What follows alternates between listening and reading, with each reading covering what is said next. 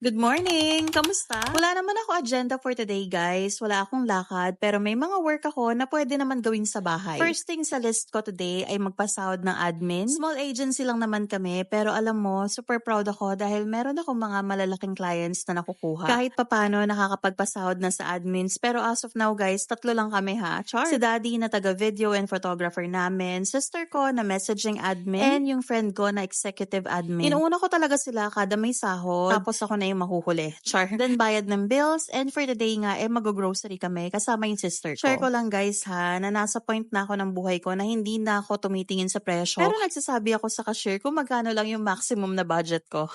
Charot. For 2 weeks ito, swerte na abutin ng 3 weeks, minsan 1 week lang ubos na. Grabe. Ginol ko talaga makatapos sa utang. Share ko lang guys, alam nyo ba, 3 to 4 years ago, nag 50-50 ako due to cancer. Sobrang nalubog kami, naubos, nagkanda utang-utang, maisalba lang yung buhay ko. Lahat ng masasakit ng salita na receive na namin mag-asawa. Hindi para magpaka-impokrita, pero sumasama din yung loob ko noon pag nakakarinig ako. Lalo na nakikita ko na apektado yung asawa ko. We even ask help online ha para sa pagpapagamot ko. Lahat yon ginamit ko as motivation para malampasan yung lahat. Nakita ko kasi na yung asawa ko gusto niya talaga akong ilaban kahit na baon na kami sa utang. Sabi ko sa kanya, once kumaling ako, hindi ko siya pababayaan. May times na nanghihiram ako sa GCash, iba yung dinadahilan ko, pero alam niyo ba yung totoo noon, wala lang talaga kaming pangkain ng mga araw na yon. As in zero talaga kami for ilang days ha, hindi lang isang araw, hindi lang dalawa, as in for how many days. I was diagnosed with major depressive order with anxiety dahil kasabay ng pagkakasakit ko ay sunod-sunod naman yung mga panloloko sa akin ng mga tao. Na-scam ako, yung 10K turns to 15K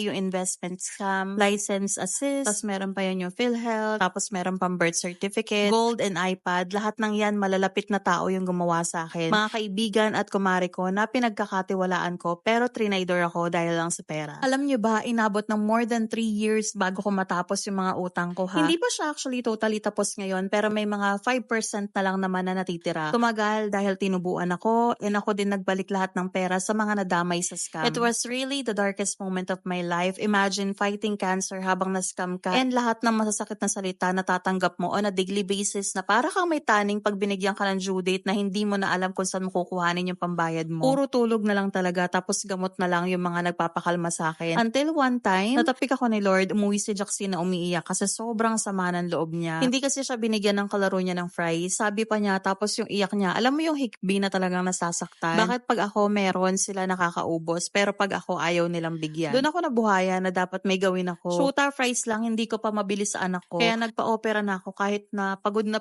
talaga yung katawan ko. Nag-decide na akong mag-push na. Pero alam nyo, lahat ng masasakit na salita ginamit ko para tumibay ako ngayon. Pinagchichismisan ako ng mga taong hindi naman perpekto ang buhay. Pinagtatawanan ako. Oo, wala silang utang. Pero sabi ko, sana hindi sila magkasakit ng parehas sa akin para hindi nila maranasan kung gaano kahirap. So ayun, masyado na palang napahaba. Ang daldal ko, no, Char? Mag-share ako ng 100 Gcash sa makakahula kung how much yung pinamili ko dito sa Pure Gold, o diba? Mga basic needs namin to na sana naman tumagal up to 2 weeks. So yun lang, comment down below and share this video. A-announce ko agad sa next vlog natin. So bukas yun, kung sino yung nanalo. Yun lang muna for now. Thank you so much for watching. Bye!